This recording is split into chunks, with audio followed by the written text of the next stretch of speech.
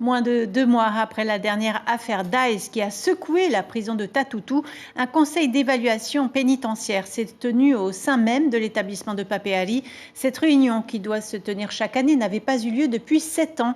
Ce conseil était présidé par le haut-commissaire en présence des magistrats du tribunal de Papeete, du président du pays et du ministre de l'Éducation. Reportage Kaline Liénard et Hubert Liao.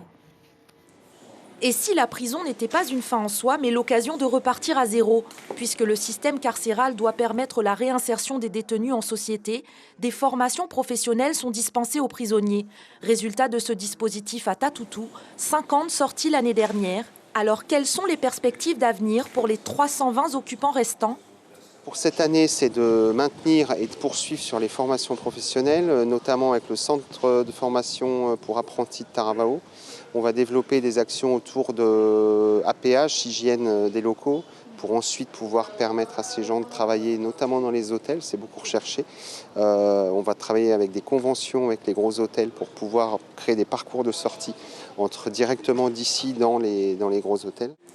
La prison de Fa'a, surnommée la honte de la République en 2020, puisqu'à l'époque, elle a été condamnée par la Cour européenne des droits de l'homme pour conditions indignes de détention et surpopulation carcérale.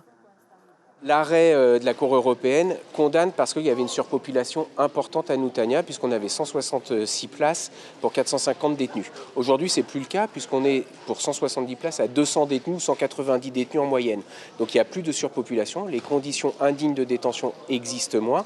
Alors certes, quand un bâtiment date de 1974, forcément qu'il y a de la rénovation et de l'entretien à faire, mais c'est ce qu'on fait régulièrement au sein du centre pénitentiaire de Fara. Les confessions religieuses jouent également un rôle primordial auprès des détenus, d'où leur présence aujourd'hui lors de ce conseil d'évaluation pénitentiaire. C'est une assistance spirituelle que nous donnons. Alors pour notre part, cette assistance se déroule très bien, puisqu'on leur apprend à avoir de meilleures valeurs morales, notamment. Si je vous donne un exemple, le fait par exemple de respecter l'autorité, les gardiens ou l'autorité administrative, et on a de bons résultats sur ce sujet-là. En ce qui concerne les surveillants impliqués dans les récents événements de trafic de drogue à Tatoutou, la direction a abordé la problématique. Parmi les pistes de solutions envisagées, celle de mettre l'accent sur la déontologie et l'éthique lors des formations professionnelles continues des agents pénitentiaires. L'information en continu sur Polynésie la première, Internet et réseaux sociaux.